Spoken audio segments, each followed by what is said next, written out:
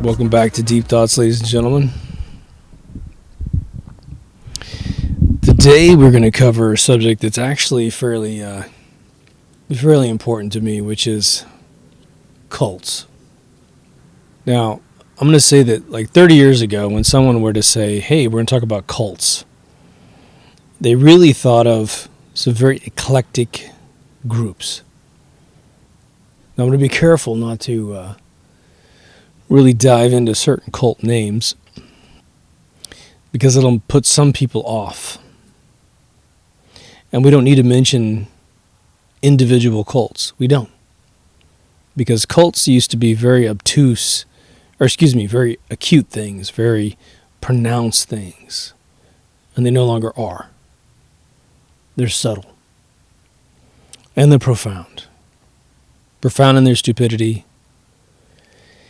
But I've had some pretty good experience watching friends of mine, very close friends of mine, get involved with this stuff. And it's subtle how romantic it is. How it promises one thing, delivers another, and it ruins their lives. It steals their money, it steals their time. But there's a whole methodology to cultism, and I'm going to miss a bunch of it. Of the stuff you could look up online and find out about cults and formulas of cults, I'll let you go there and find that. What I'm going to talk about is the more subtle problems with cults. Now, some of you are going to think about like crazy cults, eyes wide shut shit, right?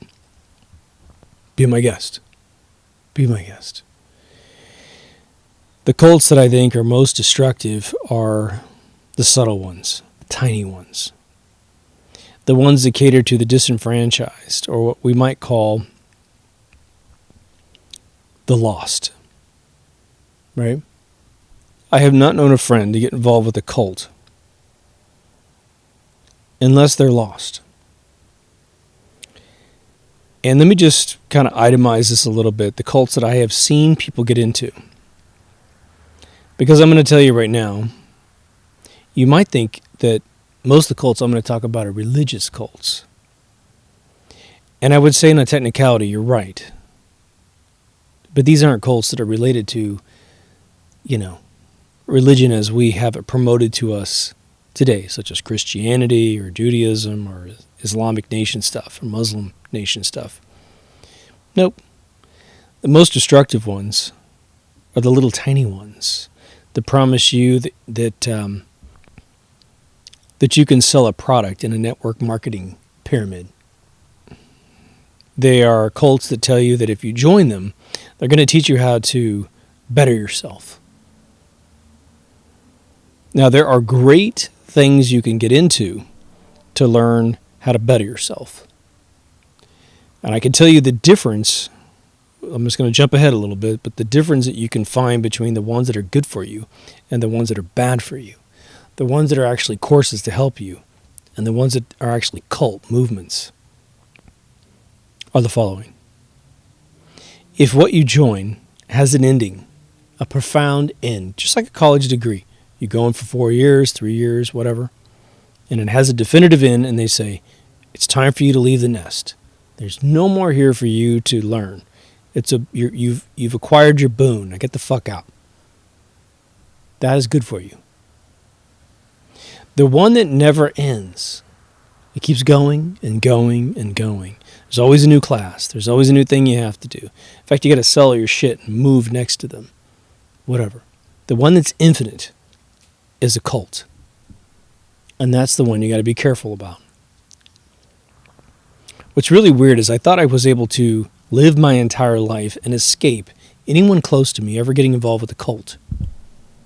And then it happened. I had a very close personal friend of mine get involved with a cult. But they're not aware that it's a cult because they're lost. And they don't do what we do, which is to research everything and know a few things. They research nothing and know everything. Sound familiar? And so over the course of the last 7 years of my life, I've seen a very close friend of mine jump into a cult. And I've watched the formula slowly develop over time. I watched the binders. Why does this person keep going back to this cult? Why do they keep spending money? Why do they sacrifice a good third of every week of their life inside the cult? Why do they give the cult all their time and money when the cult never gives them anything in return? The cults operate under usually a charity designation, a nonprofit, so they have no taxes. All of the people that are involved in the cult who are paying money to be there support the place for free. They offer all the intellectual labor, all the manual labor, and it's just like a weird thing. Now the question might be asked, well, why do you care, dude? It's someone else's life. Are they doing you harm? That's a tough question. If we see an organization or a process or something that hurts other people, that robs them of their otherwise fortuitous life, then we usually step in as a society and label them something aggressive, something negative, and we get rid of them. Because if we don't, we start losing our loved ones, our friends, which are our loved ones as well. We start losing the very fabric of society into these cults. All right? So I've been wanting to do this episode actually for quite a while, but it was a listener who recommended I do an episode on a particular religion, which is known to be a very intense cult, who will remain nameless. I think most of you could deduce it if you had to guess. But I thought, okay, the bigger problem is cults in general. Now, cults are very interesting. Cults are usually created by a single individual with sort of this bizarre ability to see more than most people. They're enlightened. And, if any of you have ever watched a comedian tell jokes, don't you ever think like, God damn it, this guy or this girl can tell me something that's really, really funny that happens to me every day, but somehow they can see it a little deeper than me and they can turn it to be funny. That's what all comedians do. And they're very special people because they have that capability. Well, people who create cults are essentially a few levels higher in intelligence, and they see the psychological and the sociological implications of things. And they create organizations, and they give them names. And there's usually some founding documents that get their little church going, their cult. What's odd is that most of these founders are always found to be criminals. Always. It's unbelievable. Now, sometimes it's a particular type of religion from another side of the world, and they bring it to your area, and it's all new. And so then they say a few great things, right? So people jump on board. Truth of the matter is that just like fake news has to incorporate truth, a little bit of capital T truth. And then they shove down your throat tons and tons of lies. So they gain a little bit of credibility for a little while, and then they turn it. Some fake news organizations have been around so long that they tell the truth for maybe 10 years, and then they turn.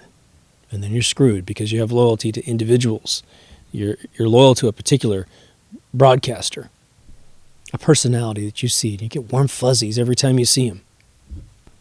And once you give loyalty away, magic happens. Your life starts getting transformed by propaganda. You never ever see truth with the capital T ever again. Right? Now the services that I would endorse are the ones that, again, with the finish line. They say you're going to take this course and then maybe that course. Maybe there's even 3 levels. Maybe you could spend 5 years in it. But then there's an end. You got to leave. You got to go get your goods. And you're more than welcome to take these courses over again if you weren't paying attention. But that's your own fault. We don't have any more for you that's new. Because as long as you pay attention to these rules, you're going to do well in life. When it comes to a cult, it's infinite. It's a church. You're supposed to be there. You end up worshiping individuals that found the place, or if they are so exposed as a criminal, they usually will either wipe out any notion of a leader, or they rebrand it with a new leader. In my experience and looking back on the people that I've seen get involved with this, it's about 50-50. 50% of them will acknowledge their leader and either try to expunge his criminalistic tax evasion, or they will ignore him completely. Completely. But a lot of cults will operate in a very interesting way. And they have patterns. They have lots of patterns. And the first thing they want is your loyalty, because your loyalty to them provides financial backing to some head of state that's going to take most of your money. Now, some cults are really, really rare, and maybe they want to have sex with you. Those are pretty rare. We've had groups that are together that are accused of such things, but they weren't doing certain things, right? But the first thing I've seen a cult do is they need to alienate you from your family. Because your family is the only thing that really, truly cares about you in most cases. It doesn't have to be a relative. It could be a loved one, right? But the game they play is to do two things. It's very strategic. One, they'll build you up. They build you up, which sounds great, right? Make you feel $100, usually not $1 million. And then they start to create a new language around their movement. They don't want you to use words in a normal way anymore, especially the way you would communicate with your family. And what this does is it creates an incompatibility with your family members. But anytime that incompatibility occurs, instead of saying, oh my gosh, this is a little weird, they give you the sense of superiority because you have a different way to speak. Could be English words, could be they create some new words. But the game is to make sure that you alienate your family such that you can't be rescued anymore. Your family is now the cult, and they're the only people that truly, quote unquote, understand you. And you feel elevated in your consciousness. Anytime you have an incompatibility of communication, it's, oh, my lowly family members and friends can't think like me. I mean, I am so fucking enlightened, it's crazy, right? And that's the first divide that occurs, right? And that's in some of the more modern day cults that I see today. They have processes that you feel obligated to engage. Well, you got to do this and you got to do that. We have to lay you down on a sofa and interview you about things.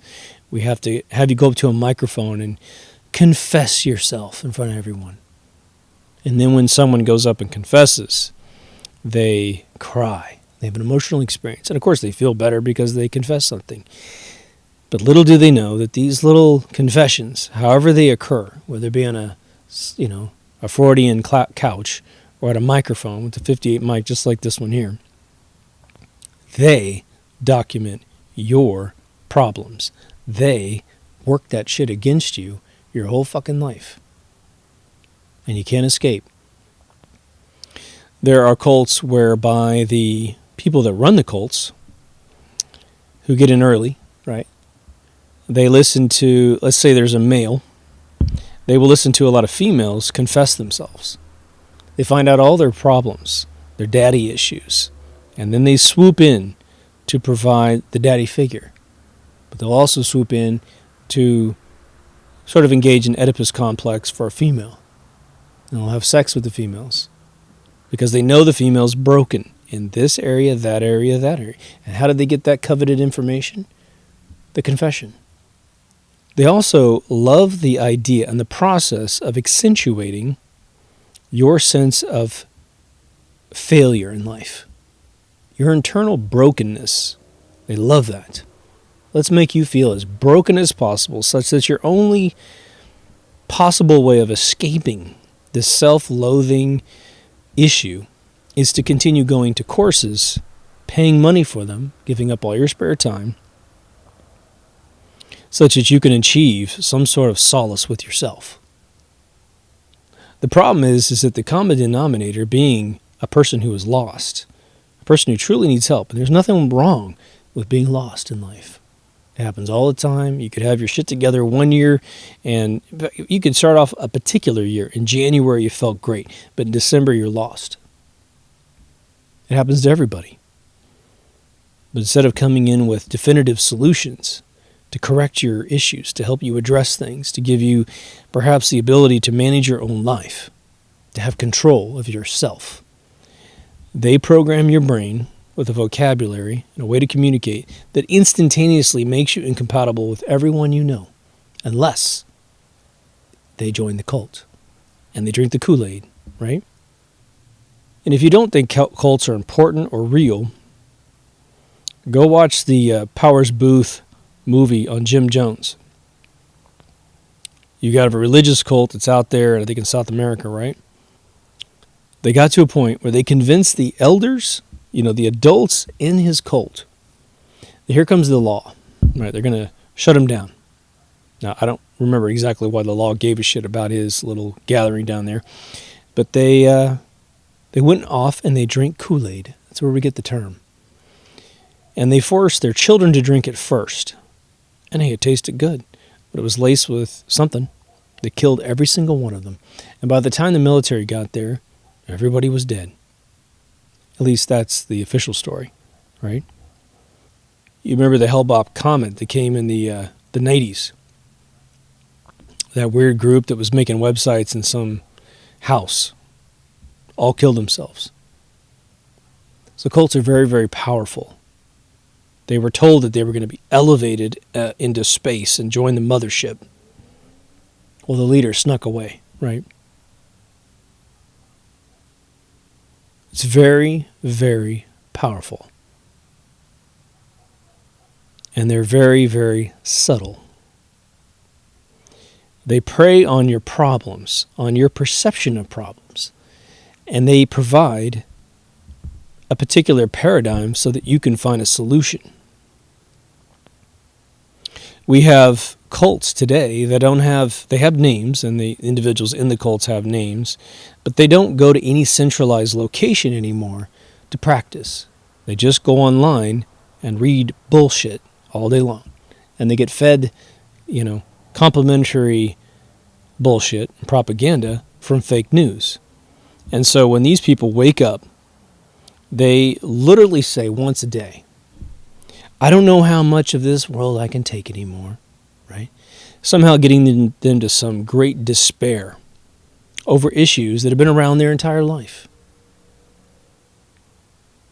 The disenfranchised being exploited. Certain political groups prey on the disenfranchised, promising them a better era. But when their candidate becomes president and gets 2 terms, and nothing happens besides more and more suffering, they still don't get it. Because again, there's no end to their cult. It keeps going and going and going. And the promise is, if you just keep going a little bit longer, all that's messed up in your life that we've been unable to fix, that we're not even interested in fixing, will somehow, miraculously, one day, the angels will sing and you get your life back. And that's obviously a fallacy. It's obviously a lie. And that's what cults do. They lie to you. You are nothing more than a cog in a wheel. You're a resource to help them propagate their financial profit, right? What's funny about cults is it is all about profit, typically, right? Again, those eyes wide shut things, talking about all the money in the world, they just want to have an excuse to kill babies and drink their blood, right? Those are different cults. Go see my episode on evil and elite pedophilia if you want to hear all about that. So the main issue between yesterday's cults, especially if you're in your 40s or 50s, and today's cults is that a long time ago, we used to hear about cults that were satanic cults, like the and super religious cults that were either Eastern religions or Christianity cults that went nuts, right? And so when we get into cults that are more related to your business acumen or just your way of life, how many chemicals you rub on your body, sort of thing, we draw a comparison in our brains. We say, well, we're not Satanists. My God, this is just a club of people that get together trying to better their lives. At that point, you have to ask the question, okay, fine. You think you found something that's going to help you out. All right, great, good, it's awesome. Does it end?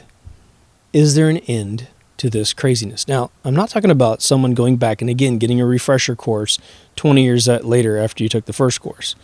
That's just, I do that for screenwriting. I've taken every course that I know of that Robert McKee teaches for screenwriting. I took his first course twice because it is the most dense 12-hour day, 4-day class you can possibly take on movie writing. He's got a book. I got the book on tape. It's a lot of work to remember everything that he said and to keep it in your mind every day, right? But his course is meant to be consumed and then used. That's it. He doesn't offer anything else. Every 10 years he writes another book. Big deal. The guy doesn't call me up and say, oh, all that stuff you told, you need to get back in this program. I got these guys that'll teach you this course. Nope. You're in control of your life. The man takes away all of the semantics of creating movies and says, okay, the only thing left that I haven't taught you is the good idea that you need to bring to film writing, right? Leaves it in my hands. I'm going to throw out one prop to Tony Robbins because Tony Robbins' course has a finish line. There's this basic course that he teaches, which is now, I don't even know how you get it nowadays. Last time I bought it was on DVD, or CDs, excuse me. And then you can go off and do this $5,000 walk on coals thing, right? That's it. Those two. Knock yourself out. You want to do it again? Do it again. But it's nothing new. He updates it a little bit, but it's not like they preach it at you at some religion that just never fucking stops. You get in, you get out, and you live life. The guy changed my life. I listened to his course on cassette tapes from the age of 23 to 24. I've never forgotten anything he taught me. Amazing. When I bought the CDs later and listened to it again, it was all the same stuff, and I just thought, wow, this is how powerful this guy is, that the cassette tapes I had bought 20 years earlier were just as good as these CDs, just a different medium. And yeah, he updated a bunch of stuff, and he invited me to the $5,000 thing, and I was like, you know what, I don't need it.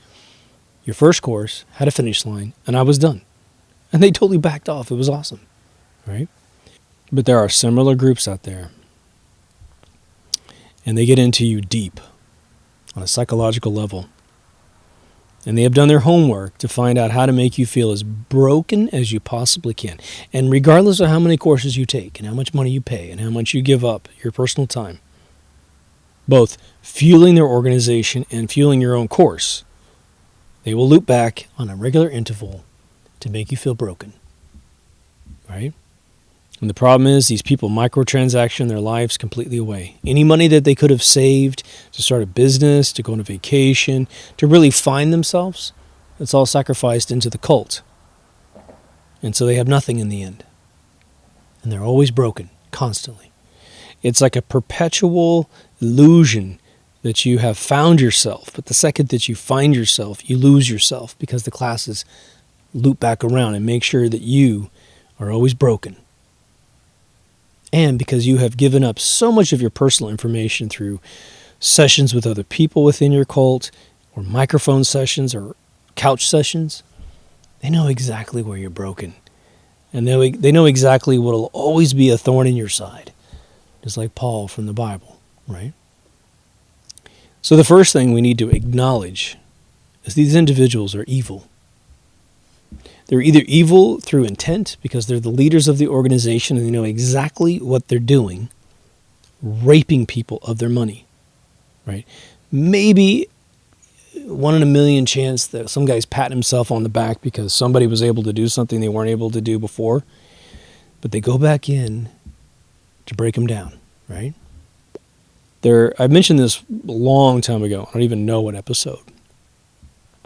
But one of Bill Murray's best movies he was ever in, I think it was in 1983. It was called The Razor's Edge. And, tiny spoiler alert, but there were two couples, both fiancés, between each other, man and woman, back in the old days when that was the norm. And the two males had to go off to World War I. And so they were separated.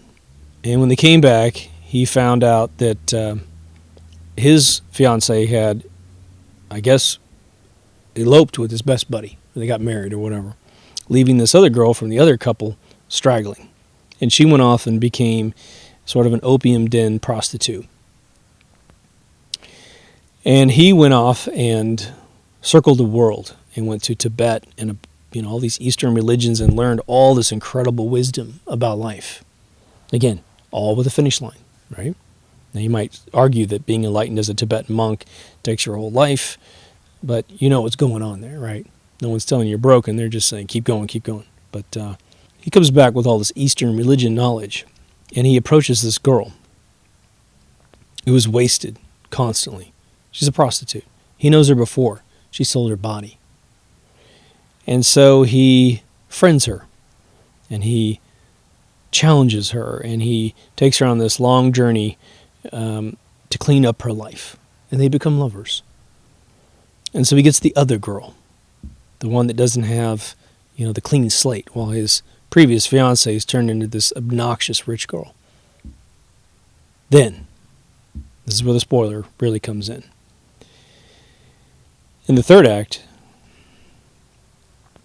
the girl that dumped him and went and married the rich guy realizes that he's far more interesting than who she dumped him for, because he circled the world. And she finds out, that he went with the other girl. In some little event where they're about to have a dinner together, the rich girl reminds the other girl how broke she is. She ruptures her and breaks her and tears down all the progress that Bill's character put in this girl. She disappears from Bill's life. He doesn't know where she is. By the time he finds her, she had gone back to the opium den, gotten in trouble, probably for leaving in the first place. I can't remember exactly the spin there. And she ends up face down in the river, dead. Because she went back, because she felt she was broken. And that's what assholes do to normal people, right? There's a lot of us with issues that we need to deal with in life. We're too angry. We need to chill out. Maybe an individual's of a different orientation in the biological alignment of our DNA. And so they have to suffer the slings and arrows of judgment. And what they really need to do is find their place in society. What they really need to do is live by example. And say, you know what? All that shit you say to me, doesn't bother me. I mean, it bothers me, but fuck you, right? I'm going to go live my life. I'm going to be a good person right in front of you. Well, you think that just because I have a different orientation or whatever, identity of some sort, you're telling me I'm a bad person. I'm going to show you how great I can be. But instead of that lesson coming to these people, they have someone walk in and get them on this cult of the disenfranchised. And they perpetuate it, and they perpetuate it. And they've got more disenfranchised things to say to this person, such that they can never find their identity anymore. If they're a 20-year-old homosexual male, it won't matter if they live 100 to be 100 and live another 80 years. This disenfranchised cult will always make them feel a victim. Every day they wake up, they hate the universe. They hate their fellow citizens, no matter what. And then they get a vote for that cult, right? There are so many subcults to society today that most of the fake news that we deal with in life, I would suggest, is probably like 80% cult-based identities. And let's just say that you're listening to this, and for whatever reason you're giving me the time of day to continue listening, and you're like, oh crap, I'm a part of that situation. But isn't it better that I fight for what's right and fight against what's wrong? All right. I can see your side of the game, trust me. But the problem is if you came to this show and every single episode I convinced you how broken you were, how biologically broken you are, how psychologically broken you are, and you need me to help you. And the only way you're going to get these episodes is to pay me for them. You should wake up to the game that I don't really care about you. I care about my bank account. And I'm trying to extort out of you your money so that you can have some comfort in the world. Now, would any friend or family member or anyone you would respect or grant permission to be in your life treat you like that? Then why would you allow a political organization, some sort of, moveon.org to ever do that to you, right? They don't have your rights in their mind. They have a much higher agenda to screw with your life on a level that is, please help us gain control over you. The first thing we'll do is just like what the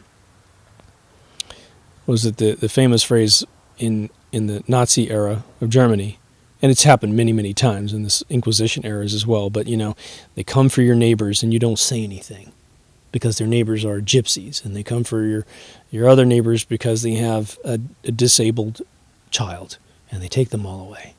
And you keep not saying anything, and to the point they come from you. They come for you, and there's no one else to cry foul to save your life because you've given it all away through this cultism. And that's why we have to be extremely careful with how we do this. You're not broken, all right? You're just trying to figure some stuff out. And the game is that everybody has stuff to figure out.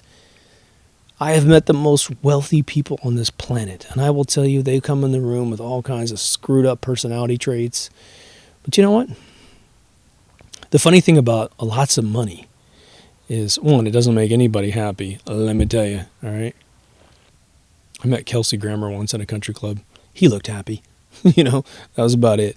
But all these kind of no-name millionaires, gazillionaires, my God, they can't stand their children so bad they don't even talk about them. It's crazy. They are always unhappy. They're always on the hunt. That shit gets old, people. It gets old. You don't want to be like that. You want to say, look, life is definitely a journey. It's not a destination. It's a journey. And we got to work with each other to figure out solutions. And you know what? The solution today may not be a solution that you need tomorrow. It may not even work. Like, when I was doing this, I used to do this and it fixed it. But now I do that old thing that used to fix it, and the problem is actually more complex. Well, the beautiful thing is you have the internet to help you. You could go onto forums and log in anonymously and say, I have this problem. What do you think? Of course, you're going to put a bunch of jerks here and there, depending on what forum you go on. But in the end, you can find a few solutions, right? And maybe that's all you need, a little grip on something, right? I have friends of mine that they come to me with issues, and they talk about them. And then I'll say, wow, that's interesting. You want my advice? And they'll say, yeah. I say, well, there's two ways we can do this. I can sit here and spend an hour talking to you about this over dinner, or you can go on my website and find this episode, that episode, this episode. I'll even mail them to you. You can get my advice at my finest hour, right? And sometimes they go for it and they love it, and it fixes some part of what they're doing, because I've made a ton of mistakes in my life, right? I've suffered from my bad decisions. I'm the kind of person that doesn't want you to ever suffer the problems that I've suffered, ever. But I don't want you to just, what I have found is if I tell you how to skip around a problem, if I think you're never going to deal with that problem again, I love it. Hey, don't step there. That brick's going to break and you're going to fall through and die. If it's something as simple as that, then great. But if I think that you're going to walk on a lot of bricks, a lot of stones that are cracked, and they're going to potentially threaten your life, I'm going to teach you about how to evaluate where you're stepping in life, such that you never run into these problems ever again. You've got a mechanism in your brain to make it effortless. because we shouldn't be thinking about our obstacles on a daily basis. We should build into our autonomic system, right? Our autonomic brains that say, look, we don't do that, we do this. Because that doesn't work and this works, right? But there's more levels to a cult, right? Part of the problems with individuals who are lost is a lot of times they don't have friends. That happens. You can have a ton of friends one year and the next year you don't have any. You might move, or people get married and move away from you. You're in the same place. Maybe you just become enlightened and everything you have to talk about bores them to death or freaks them out. Okay. But what a cult does is it provides a family, a pseudo-family. Now sometimes they are definitely your friends because you're lost and they're lost. And when you get together, you're like, shit, this is great. We're finding out solutions together. And you go off to dinner outside of the cult and you share normal conversation. And then all of a sudden humanity solves your problem. But these people tend to give the credit back to the cult. Some people pay to be a part of their cults with cash. Some of them pay to be in cults with their blood. They're part of a gang. And the gang says, I ain't got to kill this guy. So their soul gets given away to the devil, right? Hell is nothing more than creating a list of things that you got to say sorry for the rest of your life after you pass into the afterlife. You don't want that. Trust me, right? And so people who are paying money to be in cults typically find themselves paying money to stay inside the group of friends that they've created. Because if they come back home, in their mind, they've been told by the cult, you are so broken that you can never find this quality of friends in your own personal life. You know, you have the communication problem, right? You lock up when someone starts talking to you. You don't know what to say. But when you're here, doesn't it feel much better? Get on the mic and tell us how your daddy touched you as a little girl. And then we'll hold that against you your whole life. We'll manipulate you with your confessions. I'm going to tell you a story that I learned from my friends in Hollywood. I have some friends who are homosexual, and they are older, over 60.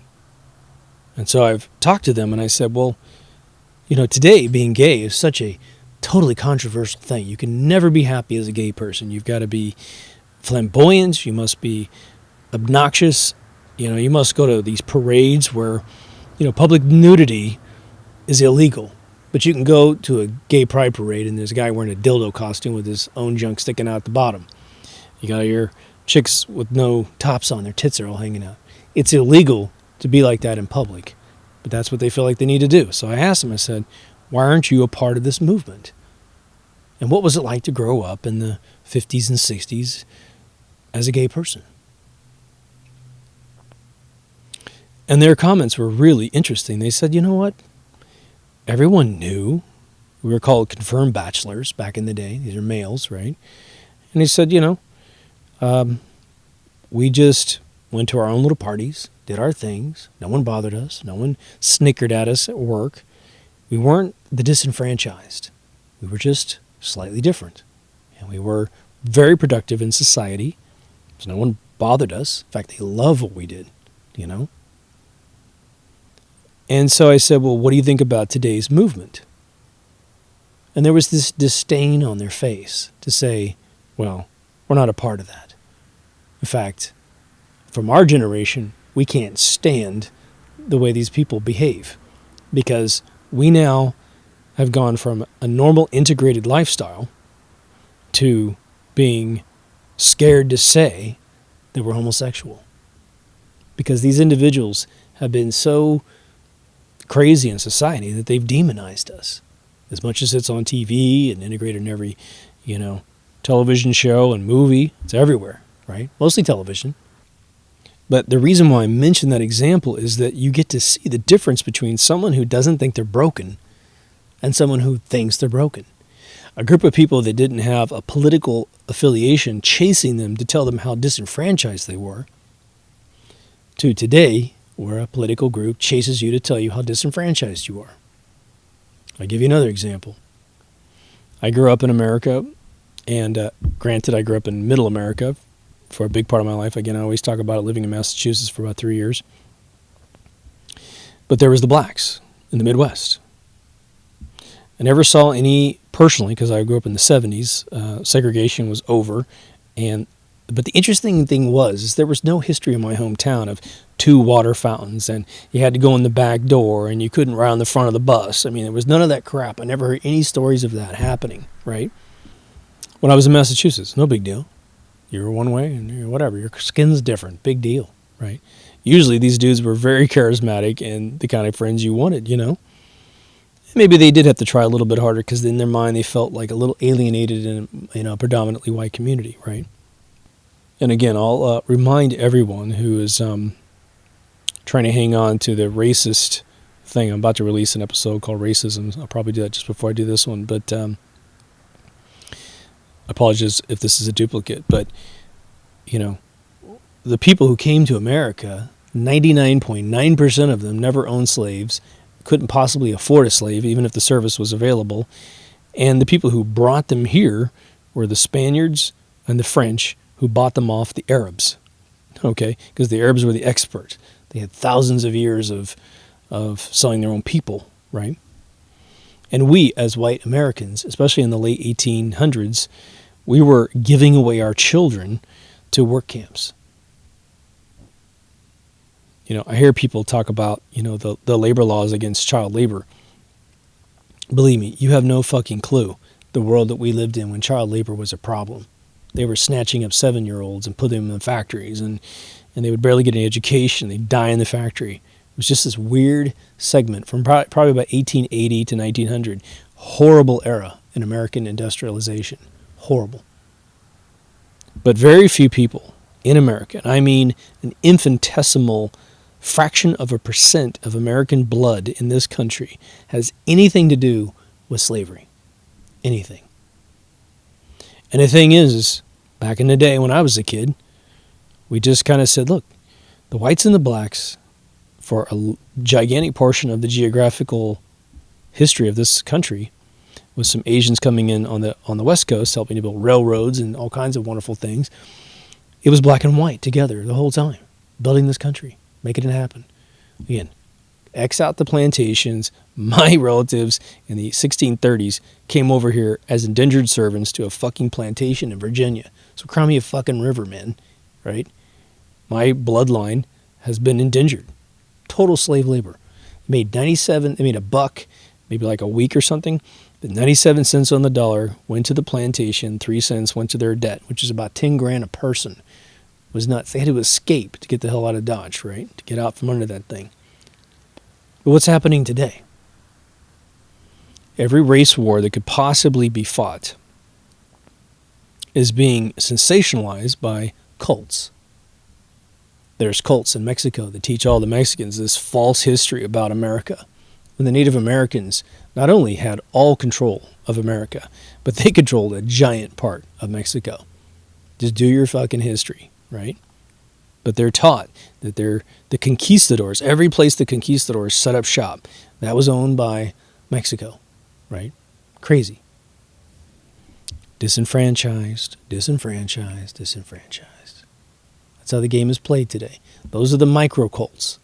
They get a lot of money from various individuals that want to break America, right? But then you have your extreme disenfranchise, right? This is where we get Satanist, satanic churches from, right? I'm just going to touch this really briefly. Again, probably in season 1 I talked about this, but there's a movie called Fright Night. It's sort of a horror comedy from back in the day, back in the 80s, probably mid-80s. But there's a key scene in that movie, which is this guy moves into town who's Dracula, and he moves next door to this kid who lives with his mother. His father's gone for some weird reason. And he keeps looking through the window of his house into the window of the other guy's house and starts discovering he's Dracula. Just seeing what he does, you know? And so he starts trying to blow the whistle, but the guy keeps, worming his way into his life. And there's this little nerd guy in the kind of a mutt. Not exactly a nerd, but kind of a mutt.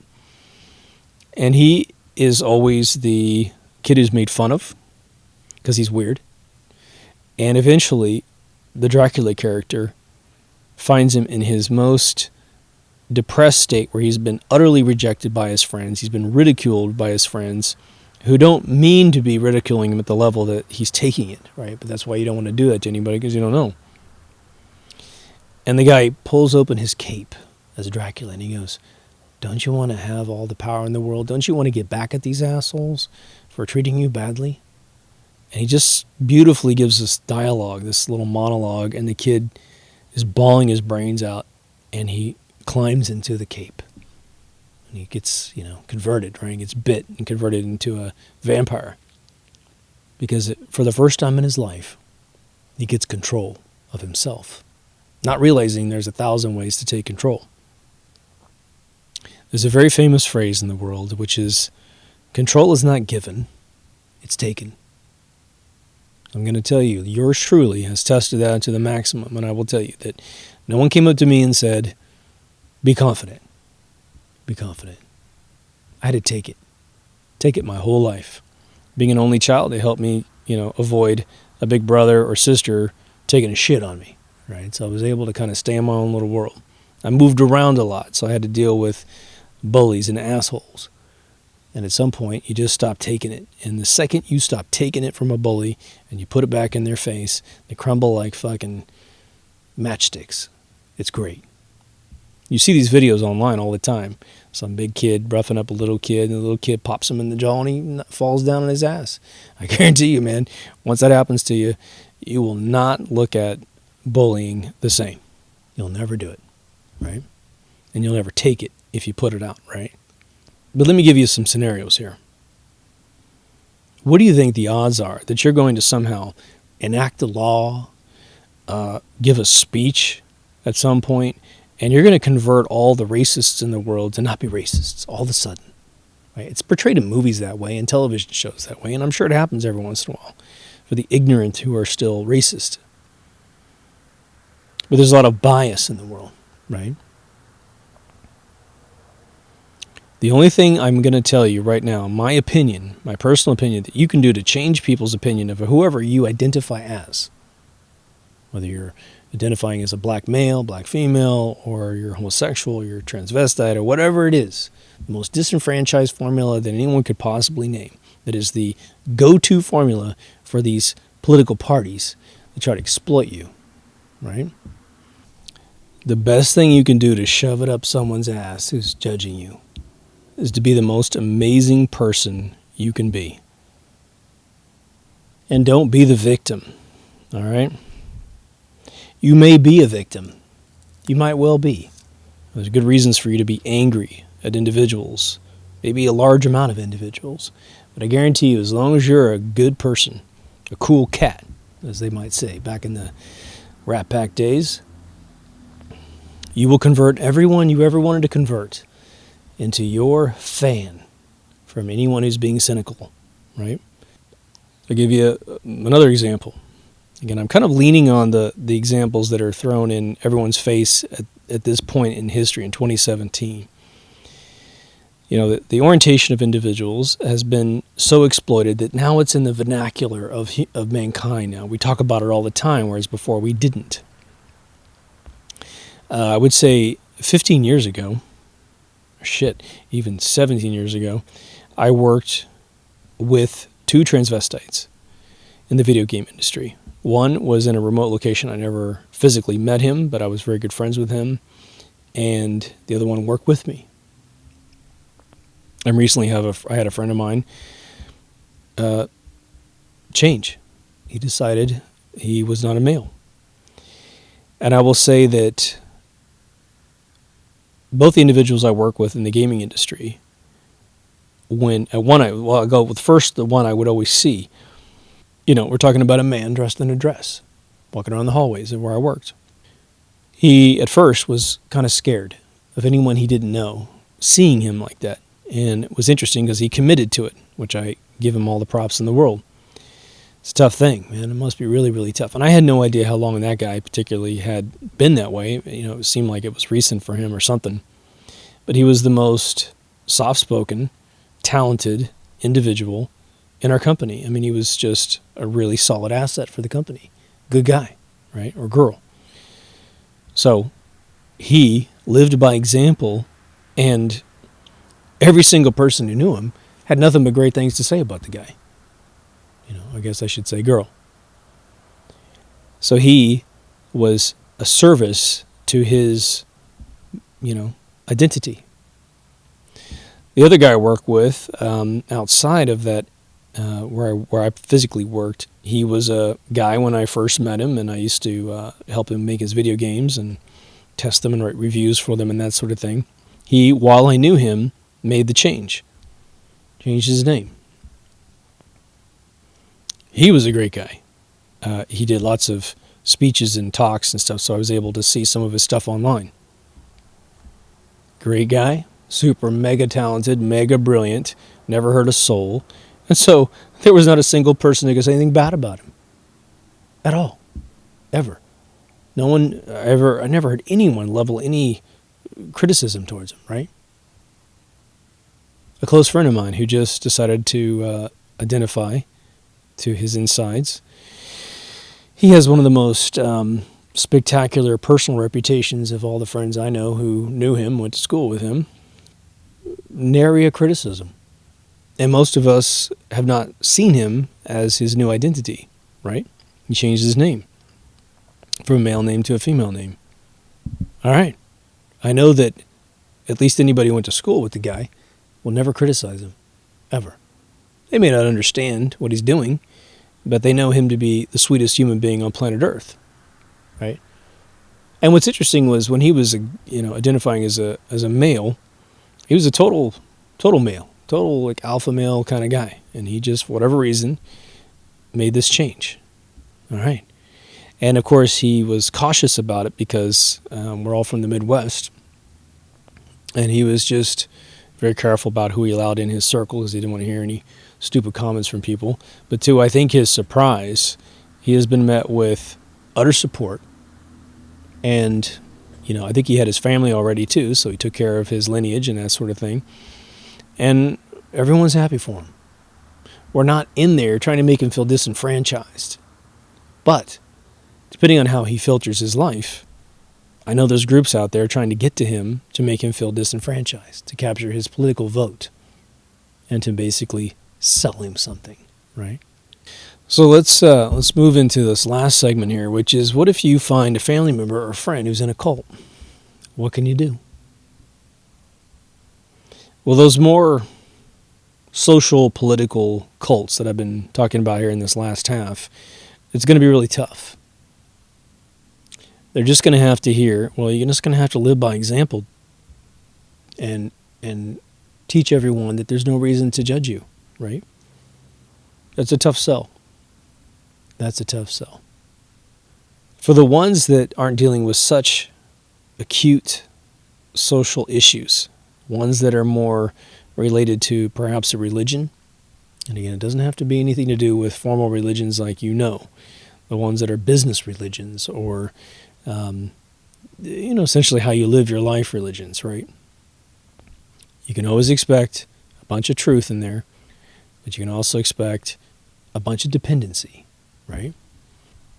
I have had friends of mine lose their marriages due to cults.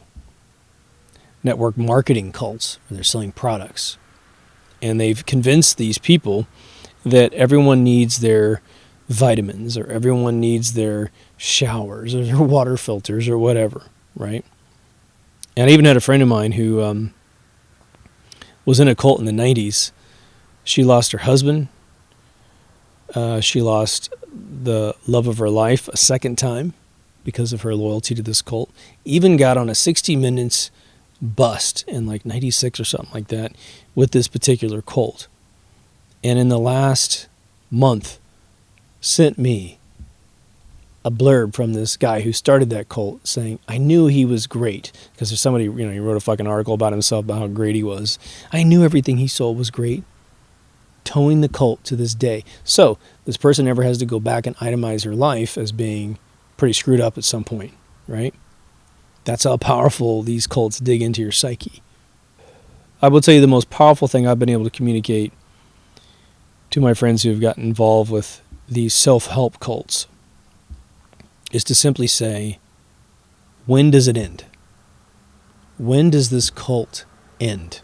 When do you get the how to live your life manual and you can go off and actually live it, right? Can you imagine, we know that colleges around the world are completely corrupt today because they found out a way to make some money from your loan program, okay? But even the colleges let you go.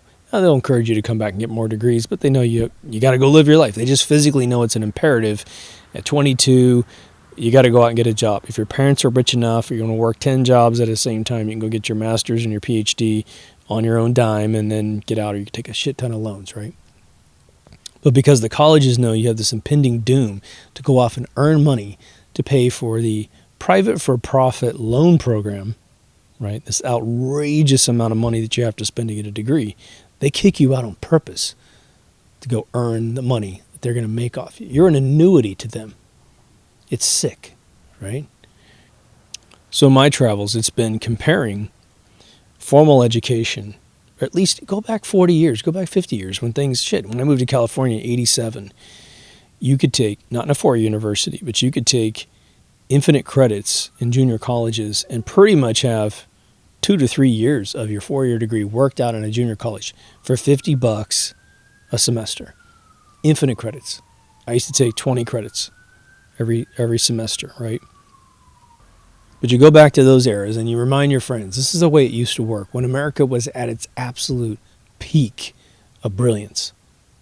We didn't have college educations that cost anywhere near, even per capita. If you inflate money up from whatever era you want to pick, 1966, take it what an average college degree cost and amortize it up to the inflation of today, we are 10 times as expensive as it used to be back in those days. Maybe not Harvard and Stanford and those kind of organizations that are always going to cost an arm and a leg. But if you remind them that we used to have finish lines, it makes a difference sometimes.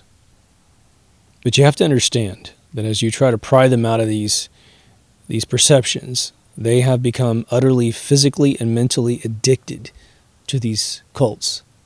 And so it's going to be very, very difficult for you to get a word in edgewise. You will start to become the enemy, which is what they've done to your loved one from the very beginning. By changing their language, changing their thinking, you become the problem if you so much as say, the emperor has no clothes on. The other one is to definitely remind them about the language change.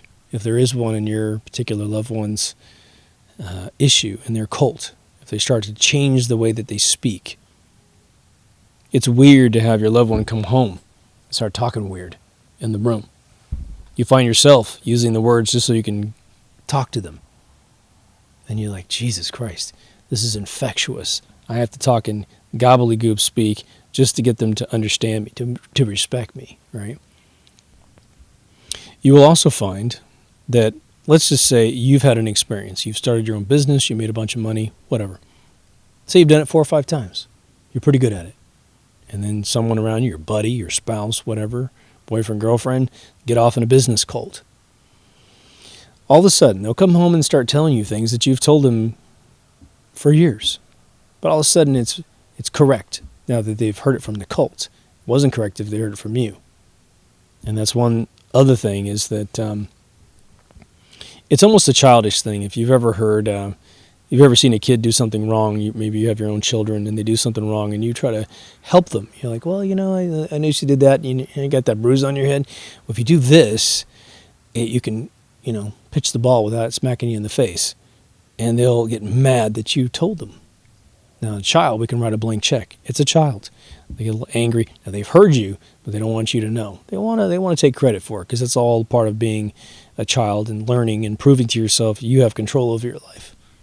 But as an adult, that continues for a lot of people. In fact, in my life, I would say damn near 50% of the world wants to learn everything the hard way.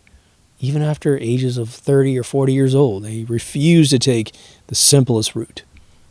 They want to get the bumps and the scrapes, and they want to risk an overwhelming preponderance of risk of failure, just so they can say they did it, right? Now, there's something to be said about learning something the hard way. You do learn a lot when you learn something the hard way. You learn pretty much every detail you could possibly learn about a particular subject. Like if I put you in give you a weird example here. If you've never painted a car before, and you got to do it, and there's got to be a sanding process and a primer, and you got to do a certain number of coats, and you got to mix the paint a certain way. If I left you in a room for infinity, you'd figure it out. But you're going to have crappy sanding. You're not going to get all the primer off before you put new primer on. You're going to get fish eyes all inside your paint job, and you're going to be upset. Then you're going to sand it all back down again, and you're going to go and go until you get this damn thing perfect, right? So if you were to do that, yeah, you would be a master painter by the time it's over. But then you have to ask yourself about the economy of life. How many years do you have, man? How many years do you have to figure shit out, right? I tell kids today, I say, look, between kindergarten and senior year, that's the only guaranteed law-enforced education that you're going to get. I mean, of course, you can drop out depending on what state you're in early, but that's really the base education you're going to get. Now, let's say you're going to go to college. You get 4 years minimum, so 18 to 22. I've said this several times on the show, but the idea is during your 20s, you want to take every risk you can possibly take to get the dream career you've always wanted. Why? Well, what are your costs? Nothing. You can go live in a room. When I moved to California, my first room I rented, I didn't have any money to pay rent. I had a mattress on a floor because the mattress was already here. And I just slept on it, read books, went to work. Eventually I had to pay the guy after I left, which is a couple months later. Then I moved into a room, a 10-foot by 10-foot room with the mattress and all my stuff. I had like a stereo and a bunch of books and stuff. I did that for probably, half a year. Then I made a ton of money working my ass off. And by the age of 19, I had rented my own 2-bedroom apartment in a really nice complex, and I had 2 rooms and a whole front room and a kitchen and everything, right? I lived in squalor. Then the guy I actually agreed to room with me about 6 months later wrote me a bad check, screwed me over.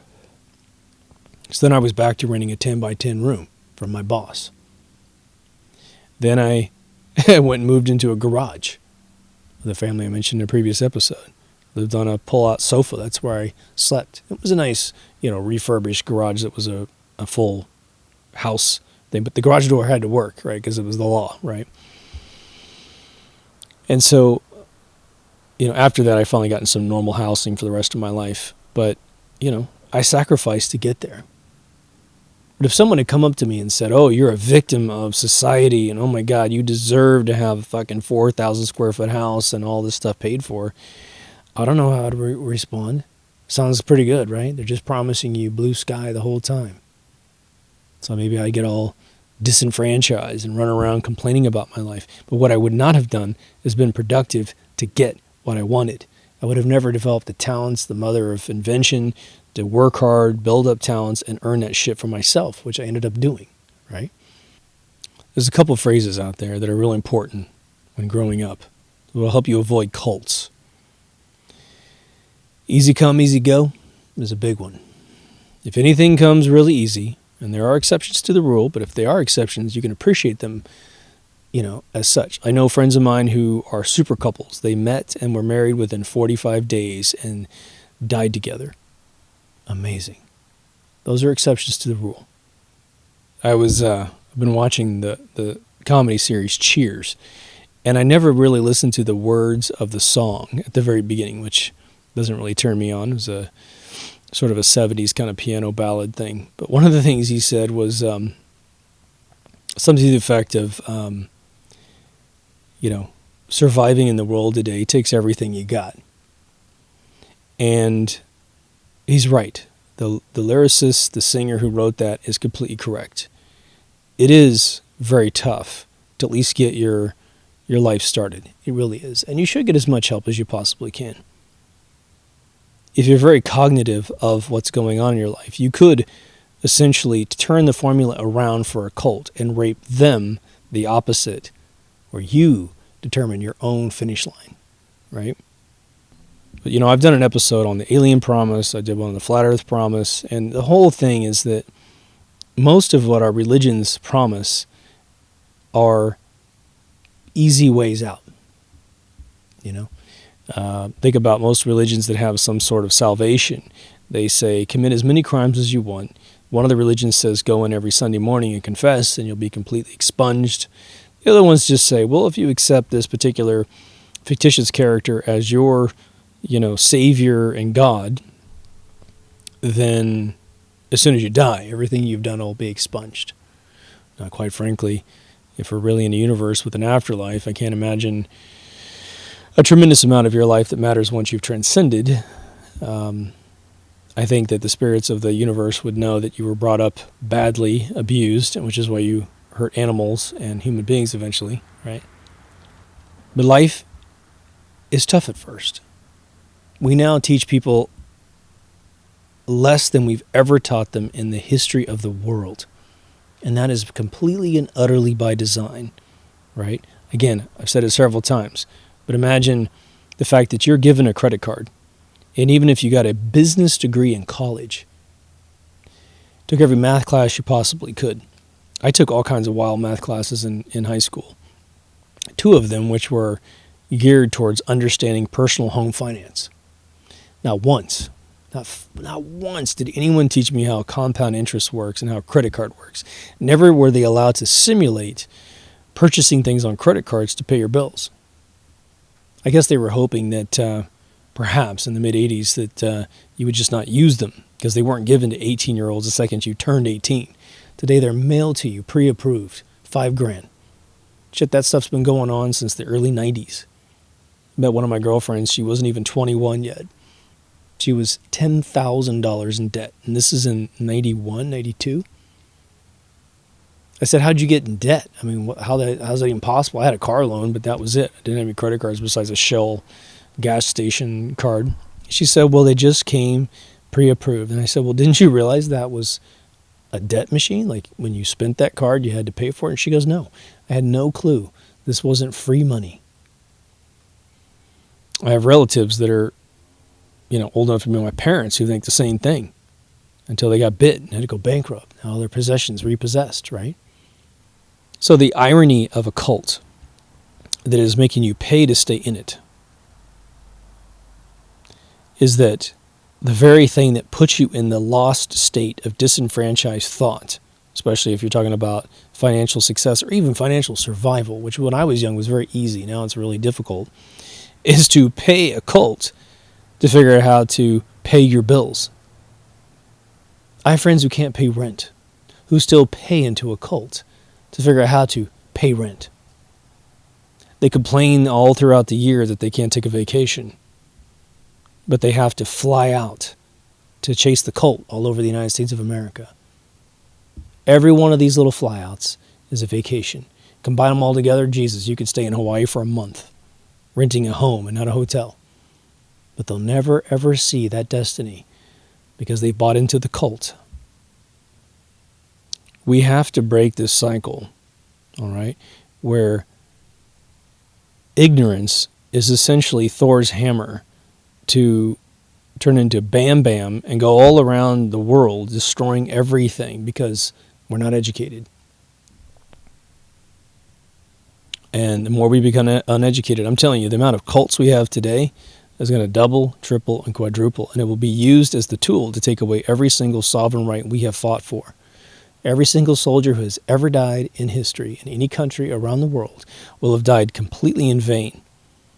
Every time something like Magna Carta was invented or the Constitution of the United States, which plagiarized Magna Carta, all those people who sacrificed their lives and risked everything to bring us these inalienable rights as defined by the Republic will be washed away by pure, sheer, concentrated ignorance and probably a shit ton of stupidity, right? Some of you might ask, okay, well, do you just leave these people behind? Well, it just depends. If your life is on a huge uptick, you got plenty of money, you're happy, that sort of thing, and you've got patience and time and, the ability to be dragged down a little bit without losing your own consciousness, then by all means, try with all of your might to inform these people and get them out of these cults.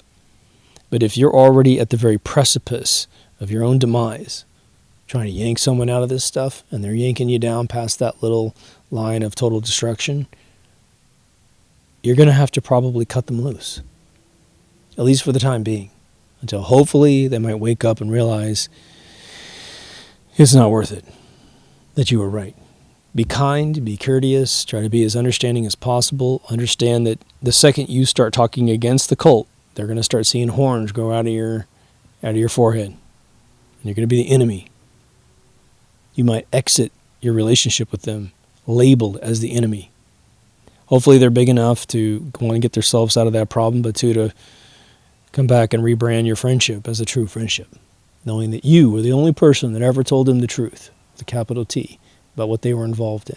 And you did it in a loving way that perhaps saved their life.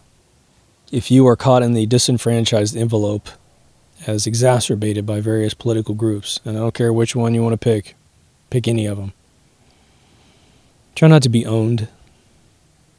You want to bitch and moan about slavery of any kind on behalf of a group that you think was enslaved or your own group that was enslaved? Okay, fine. Stop being one yourself. Stop being a slave to a credit card. Stop being a slave to a cult, a religion, anything that's trying to program your brain. Be your own person. Love yourself. Look in that mirror and say, I fucking rock. Right? Because you're not supposed to say that, because that means you're arrogant. Anybody who tells you that, fuck them, okay? All right? I don't look in the mirror every morning and tell myself I'm shitty. I might say, oh, Christ, you gained 10 pounds. You need to knock that shit off, right? Other than that, I'm pretty good to myself. You should be good to yourself, too. No one should own your opinion of you except you, especially if you're a female. Don't let boys own your opinion of yourself. And males, don't let females own the opinion of yourself. Make yourself interesting. Make yourself kind. Own your decisions. Be decisive. Even if it means you're going to make a couple mistakes, you'll become better at it. But don't cower into indecisiveness to somehow avoid problems in your life or negativity. Go in there. Do it. Do it all by yourself in your 20s if you can. If you're older, experiment. Find yourself. Stay out of cults. Hope you feel me. DeepThoughtsRadio.com for all the feeds. There's video and there's audio. Your video choices are YouTube.com and vid.me, an ever-growing cool social network of videos. On audio, you got Google Play or iTunes, or simply go to DeepThoughtsRadio.com with your cell phone and click the RSS feed. It'll load you up nicely. We have a locked Facebook group. Just get on there and subscribe, and we'll let you in. There's a Patreon account if you really want to donate something every month. Super appreciate it. We do have hosting fees and hardware upgrades that happen every once in a while, and everyone's contribution literally pays for it. Plus little cigars every once in a while, too. So anyway, take care of yourself and someone else, and I'll see you in the next Deep Thoughts. Over now.